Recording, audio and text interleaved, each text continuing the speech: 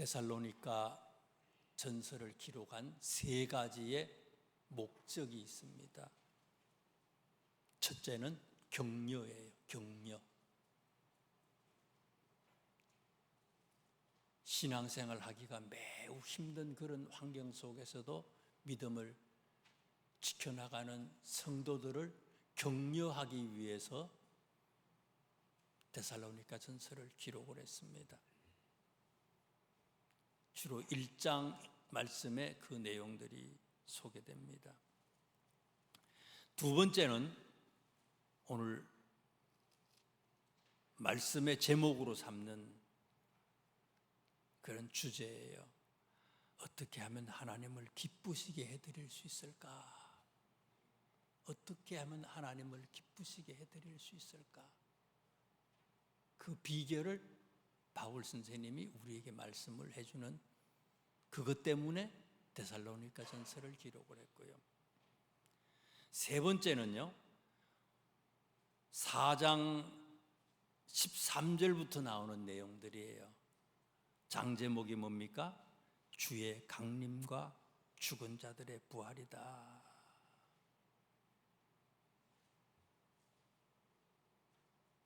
오실 주님을 깨어서 우리가 사모하고 기다립시다 하는 그런 말씀이에요. 이 세 가지의 목적 때문에 데살로니가 전서를 기록을 했습니다. 오늘 말씀의 주제가 뭐라고요? 어떻게 하면 하나님을 기쁘시게 해드릴 수 있을까? 어떻게 하면 하나님을 기쁘시게 해드릴 수 있을까? 1절에 있는 말씀을 한번 보세요. 그 비결 첫 번째를 1절에 얘기해요. 다 같이 합독을 하겠습니다. 시작. 그러므로 형제들아, 우리가 끝으로 주 예수 안에서 너희에게 구하고 권면하노니 너희가 마땅히 어떻게 행하며 하나님을 기쁘시게 할 수 있는지를 우리에게 배웠으니 곧 너희가 행하는 바라 더욱 많이 힘써라. 더욱 많이 힘써라. 학교에서 공부 잘하는 학생들의 특징이 뭐예요? 선생님하고 좋은 관계를 맺는 거예요. 선생님하고 등지고 선생님을 원수같이 생각하는 사람 치고 공부 잘하는 사람 없어요. 1절의 내용이 무슨 내용입니까? 세번역에서는 이렇게 소개를 했어요. 여러분은 어떻게 살아야 하며 어떻게 하나님을 기쁘시게 해야 할 것인지를 우리에게 배운 대로 하고 있으니 더욱 그렇게 하십시오. 우리에게 배운 대로 하고 있으니 더욱 그렇게 하십시오. 바울에게 배운 대로 그대로 생활을 하면 하나님을 기쁘시게 해드릴 수 있습니다. 이런 얘기예요. 데살로니가에 있는 이 성도들이 바울에게 배운 대로 살고 있다라고 하는 이 말은 뭡니까? 이 성도들이 바울을 굉장히 신뢰하고 존중하고 있다는 얘기예요. 데살로니가전서 2장에 있는 말씀을, 앞에 있는 말씀들을 이렇게 보세요. 2장 2절부터 시작해서 2장 2절에서 13절에 있는 말씀을 이렇게 한번 보세요. 바울 선생님이 이 데살로니가 성도들에게 어떻게 목회했는지에 대한 목회자의 자세에 대해서 소개를 해요. 이렇게 이 데살로니가 교회 성도들에게 목회했다는 거예요. 2장 2절을 보세요. 너희가 아는 바와 같이 우리가 먼저 빌립보에서 고난과 능욕을 당하였으나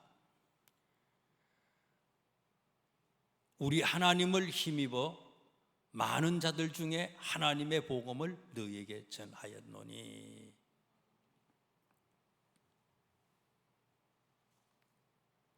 바울이 뭐 하는 사람이라고요? 바울은 하나님의 복음을 전하는 사람이에요. 자기의 이익을 위해서 장사하는 사람이 아니에요. 하나님의 복음을 전하는 사람이고 4절에 있는 말씀, 2장 4절에 있는 말씀에 보면 이렇게 또 얘기하잖아요. 오직 하나님께 옳게 여기심을 입어. 바울 선생님에 대해서 하나님이 어떻게 생각했다고요? 하나님이 바울을 인정했다는 거예요. 인정을 해서 하나님으로부터 복음 전하는 것을 어떻게 했다는 거예요? 위탁을 받았다는 거예요. 바울이 데살로니가에 가서 말씀을 전하는 것은요, 자기 생각대로 자기 기분대로 말하는 게 아니라는 거예요. 누가 얘기해 준 거예요? 하나님이 위탁한 거예요. 하나님이 바울을 인정하고 너무너무 사랑하셔서 이곳에 가서 말씀을 전하라고 하나님이 명령을 내린 거라는 거예요. 하나님이 위탁하셨다, 위탁받았다고 얘기를 해요. 그래서 2장 7절에 있는 말씀을 또 보세요. 그래서 어떻게 했다고요? 2장 7절에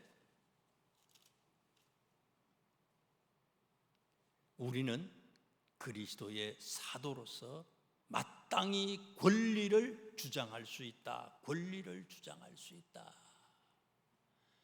마땅히 권리를 주장할 수 있다고 얘기를 했어요, 바울 선생님이. 그런데 마땅히 권리를 주장할 수 있지만 바울이 어떻게 이들에게 대했다는 거예요? 7절에 보니까요, 세번역에는 이렇게 소개했어요. 여러분 개역성경으로 7절을 보세요. 어머니가 자기 자녀를 돌보는 것 같이 유순하게 처신을 했다. 하나님이 보냈어요. 위탁을 했어요. 명령을 했어요. 내가 가고 싶어 간 게 아니에요. 하나님이 가라고 하셨어요. 그래서 말씀을 전했어요. 내가 권리를 주장할 수 있어요. 내 말을 꼭 들으라고 얘기할 수 있어요. 그런데 그렇게 하지 아니하고 바울이 어떻게 했다고요? 어머니처럼, 여기 유모라고 개역성경에는 나오지만 어머니처럼, 어머니가 자녀를 돌보는 것처럼 그렇게 유순하게 너희들에게 말씀을 전하고 대했다는 거예요. 저는 어저께 이 말씀을 읽다가 2장 8절의 말씀을 보세요. 아, 참 바울 대단하구나. 2장 8절을 보세요. 우리가 이같이 너희를 사모하여 하나님의 복음뿐 아니라 우리의 목숨까지도 너희에게 주기를 기뻐함은, 바울 선생님이 단순히 이 데살로니가에 있는 성도들에게 말씀을 전하기 위해 간 게 아니라는 거예요. 자기의 생명, 자기의 목숨까지도 성도를 위해서 줄 각오가 되어 있다는 거예요. 대단한 거지. 오늘날 목회자들이 어떻게 목회해야 되는지에 대한 얘기가 소개되는 거예요. 성도를 위해서 목회자는요, 죽을 각오가 되어 있어야 된다는 거예요. 대단한 거예요. 이렇게 목회를 하셨다는 거예요. 그랬더니 이런 바울에 대해서 데살로니가 성도들의 반응이 어떻다는 거예요? 2장 13절에 데살로니가 교회 성도들의 반응을 소개해서 2장 13절 보세요. 이러므로 그렇게 목회를 했더니 바울 선생님이 우리가 하나님께 끊임없이 감사함은 너희가 우리에게 들은 바 하나님의 말씀을 받을 때에 사람의 말로 받지 아니하고 누구의 말씀으로요? 하나님의 말씀으로 받았다. 목숨까지도 내걸고 복음을 전했는데 이들에게 이 성도들은 어떻다고요? 바울 선생님의 말씀처럼, 바울의 그런 모습처럼 이 성도들도요, 데살로니가 교회의 성도님들도 사람의 말로 바울의 말을 듣는 게 아니라 하나님의 말씀으로 들었다는 거예요. 바울을 신뢰하고 존중했다는 거예요. 갈라디아 교회 보세요. 갈라디아서에 보면 갈라디아 교회 성도들이 바울에 대해서 뭐라고 어떻게 존중했어요? 할 수만 있었다면 너희들이 나에게 눈이라도 빼서 줬을 거다. 눈이라도 빼서 줬을 거래요. 바울은 성도를 위해서 죽을 각오가 되어 있고 그렇게 목회를 했고, 성도들은 바울에게 눈이라도 빼서 줄 그런 마음을 가지고 있어요. 바울의 말을 세상 사람들의 말로 듣는 게 아니라 하나님의 말씀으로 들었다는 거예요. 이렇게 목회자를 신뢰하고 존중할 때 하나님을 기쁘시게 하는 첫걸음이 띄어진다는 거예요. 그렇지 않으면 안 되는 거예요.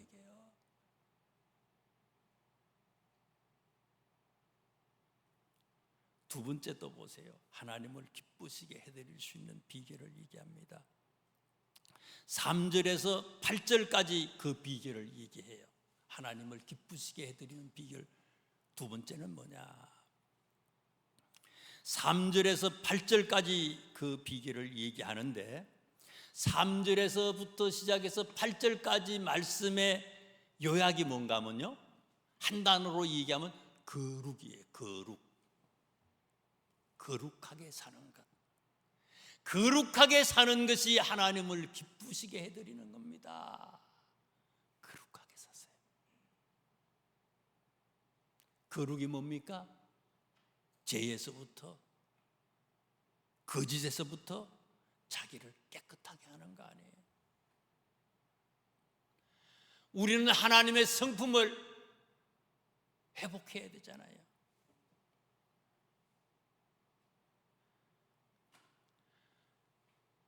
하나님의 거룩한 성품을 닮아서 우리가 거룩하게 되는 것, 그것이 하나님을 기쁘시게 해드릴 수 있는 비결이라고 바울 선생님이 얘기해줘요. 3절, 4절, 5절 말씀에 그 거룩할 수 있는 비결을 우리한테 자세히 설명을 해줬어요. 성경을 보세요. 거룩하게 되는 비결이 뭐라고요? 음란, 세욕, 육체적, 성적 타락, 이런 것들은 영적 생활을 방해한다는 거예요. 거룩하게 하지 못하게 만든다는 거예요. 특별히 6절에 있는 말씀을 한번 보세요. 6절. 이 일에 분수를 넘어서 형제를 해하지 말라. 이는 우리가 너희에게 미리 말하고 정언한 것과 같이 이 모든 일에 주께서 뭐 한다고요? 신원하여 주심이라. 신원이라고 하는 말을 세번역에서는 징벌이라고 나와요. 어지간하면 하나님은 용서해 주시는데요, 거룩에 반대되는 이런 음란, 세욕, 육체적인 이런 잘못에 대해서는 어떻게 한다고요? 하나님이 징벌을 내린대요. 신원해 주신다는 거예요. 꼭 갚는다는 거, 이게요. 절대로 해서는 안 된다는 거, 이게요.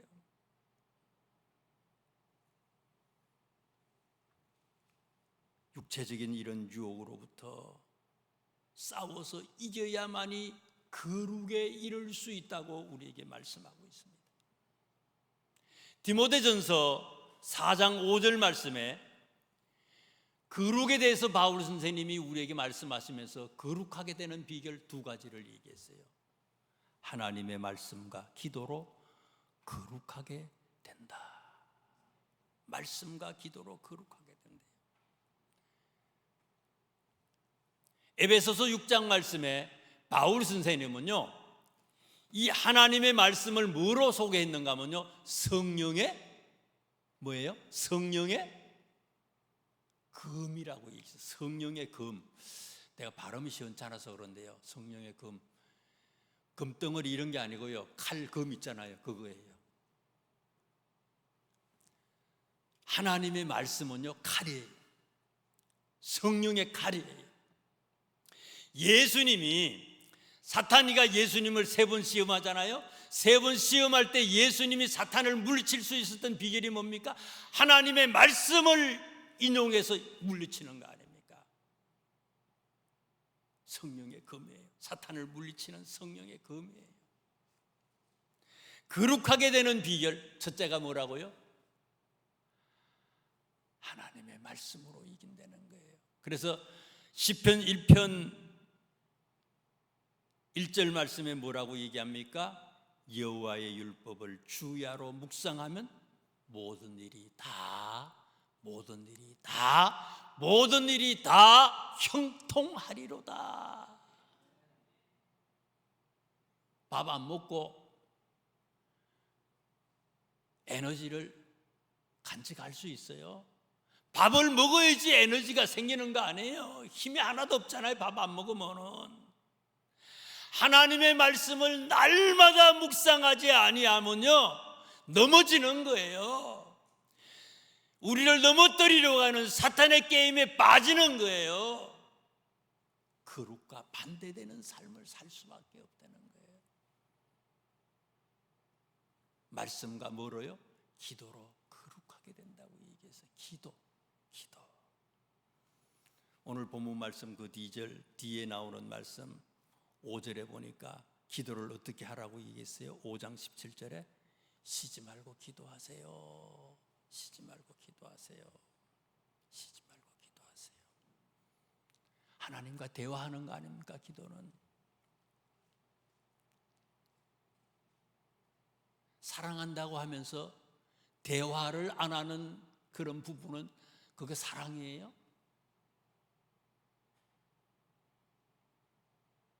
부모 자식 간에 사랑하면요, 대화하는 거예요. 전화하는 거예요. 만나는 거예요. 하나님과 우리의 관계는 아버지와 자녀의 관계 아닙니까? 대화하는 거예요. 기도하지 아니하면요, 대화가 끊어진 거예요. 쉬지 말고 기도하라고 얘기하잖아요. 쉬지 말고 기도하라. 이것이 그리스도 예수 안에서 너희를 향하신 하나님의 뜻이다. 기도하라. 사무엘이 그렇게 기도했어요. 다니엘이 그렇게 기도하잖아요. 다윗이 그렇게 기도했잖아요. 바울 선생님이 그렇게 기도하시잖아요. 예수님이 그렇게 기도하는 걸 우리에게 보여주셨잖아요. 여러분, 교회의 집사님, 권사님, 장로님들은요, 기도하는 분이에요. 기도하지 아니하고 일꾼이 된다는 것은요, 위험한 거예요. 큰일 나는 거예요. 어떤 사람을 권사님으로 뽑아요? 새벽에 기도 안 하고, 새벽 기도 모르고, 수요일 기도에 모르면 권사님을 어떻게 뽑을 수 있어요? 안 되는 거예요. 아무리 멋지게 생겨도 안 돼, 그거는요. 아무리 오래 믿어도 안 돼.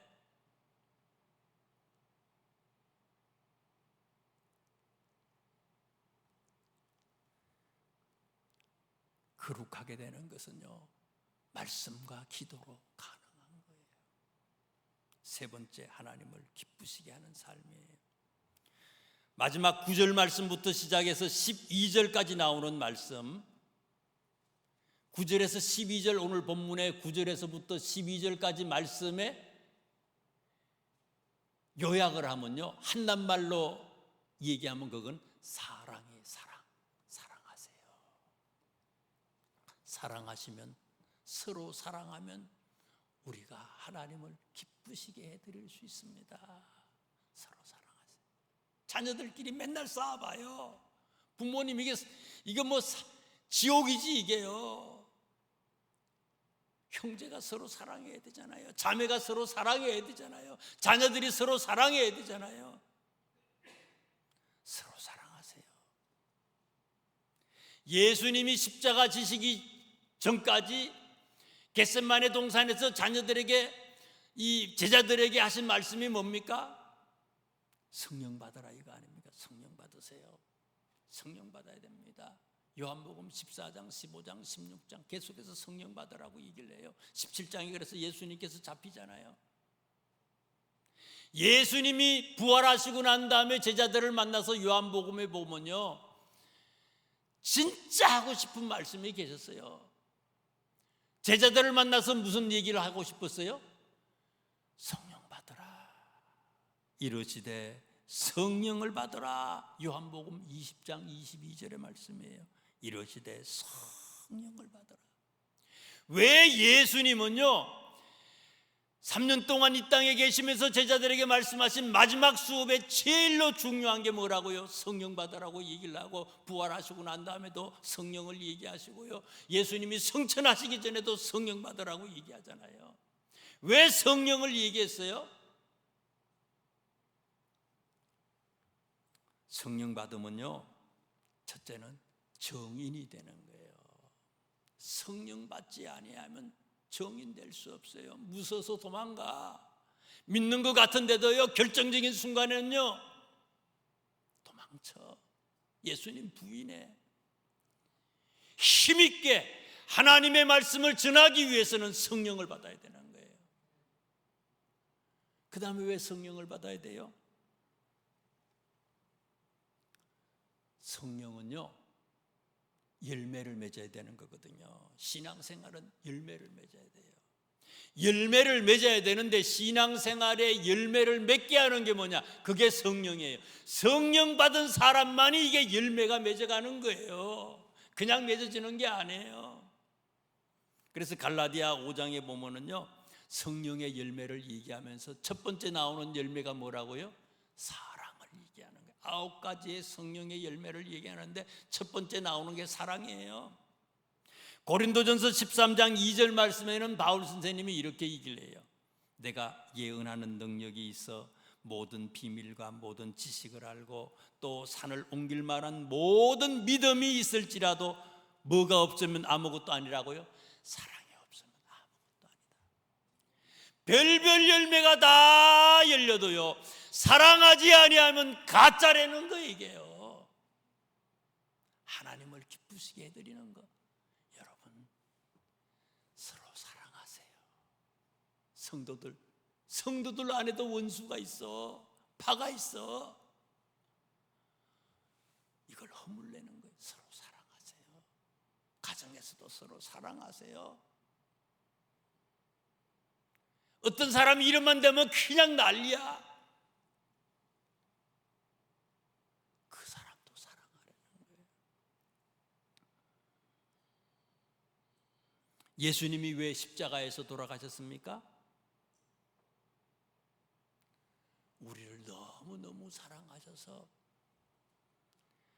우리를 살리기 위해서 우리 대신 십자가 지신 거 아닙니까? 대신 죽으신 거예요. 그렇기 때문에 예수님을 따르는 우리들도 서로 사랑하지 않으면 하나님을 기쁘시게 해드릴 수 없습니다. 성경은 그렇게 얘기하고 있습니다. 자, 그런데 오늘 성경의 말씀에 보니까요 사랑하지만 사랑에 조심해야 될 것 2가지를 소개해요. 11절에 있는 말씀 보세요. 11절 4장 11절 또 너희에게 명한 것 같이 조용히 자기 일을 하고 조용히 자기 일을 하고. 내가 저 사람을 엄청나게 사랑해. 많은 시간도 투자했어. 많은 물질도 투자했어. 많은 정성이 있었어. 그렇다고 해서 내가 그렇게 했다고 해서 이 사랑이 지나쳐서 내가 사랑을 베풀었던 그 사람을 간섭해서는 안 된다는 거예요. 불편하게 해서는 안 된다는 거예요. 조용하게 하려는 거예요. 조용하게 자기 일을 하십시오. 마태복음 25장에 보면요 3가지 비유가 나오잖아요. 무슨 비유예요? 열처녀 비유, 달란트 비유, 또 하나는 양과 염소 비유 아니에요. 양과 염소의 비유에서요 하나님이 인정하는 사람은 양과 같은 사람 아니에요. 염소, 털고 박는 사람이지만 염소와 같은 사람이 아니라 양과 같은 사람인데, 양과 같은 사람의 특징 이따가 한번 보세요. 양과 같은 사람의 특징이 뭡니까? 도와주고 헌신하고 내가 사랑하고 먹을 걸 주고 감옥에 갇혔을 때 내가 돌보고 다 했는데도 그것 때문에 하나님이 그 사람을 나중에 축복해 주시는데도 너 옛날에 그렇게 했잖냐 하고 얘기하니까 내가 언제 그거 했습니까? 했던 것까지도 자기가 했는데 다 잊어먹잖아요. 기억조차 하지 않아. 잊어먹었어. 이 사람은요, 자기의 사랑의 행위를 기억하지 않아요.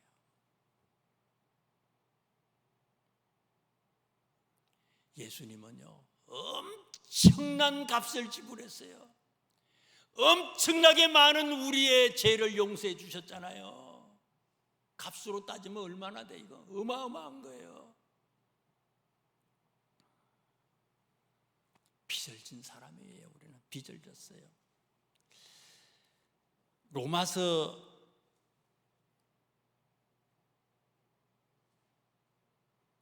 1장에 있는 말씀에 보니까요, 바울 선생님은요 1장 14절인데요 헬라인이나 야만인이나 지혜 있는 자나 어리석은 자에게 다 내가 빚진 자다, 그렇게 얘기해요. 야만인에게도 나는 빚진 자라는 거예요. 예수님이 내 죄 때문에 십자가에 돌아가신 거에 비하면 이건 아무것도 아니라는 거예요.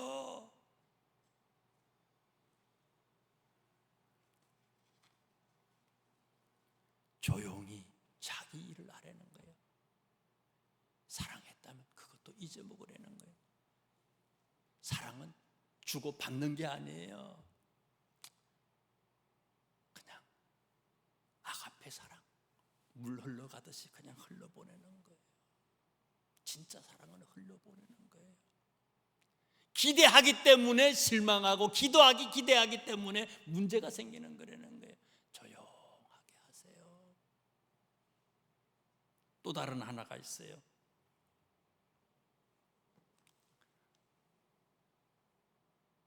(11절에) 있는 말씀에 보니까 조용히 자기 일을 하고 또 뭐예요? 너희 손으로 일하기를 힘쓰라. 여기서 일이 뭐냐? 직장에 들어가는 거, 돈 버는 거, 그렇게도 직역할 수 있죠. 사랑의 궁극적인 목적이에요. 왜 사랑하느냐? 일이 뭐예요? 하나님이 보실 때의 일, 우리 예수님이 보실 때의 진짜 일이 뭐예요? 죽어가는 사람을 살리는 것, 그게 일이에요. 불신자를 구원해내는 것, 그게 일이에요. 믿음이 없는 사람을 성장하게 만드는 것, 그게 일이에요.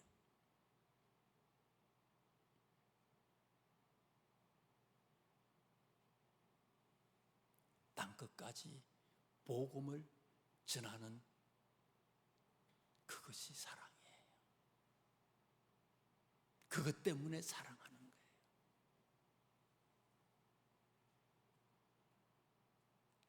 자선을 베풀기 위한 게 아니에요. 복음을 전하는 것에 일하려는 거예요. 그 일을 하려는 거예요. 사랑의 목적이에요. 내가 그것 때문에 사랑하고 내 사랑을 받은 그 사람이 나를 통해서 구원에 이를 수 있는 그 일을 우리가 할 수 있어야 된다는 거예요. 하나님을 기쁘시게 해드리는 것, 서로 사랑하세요. 기도하겠습니다. 하나님, 이 아침에도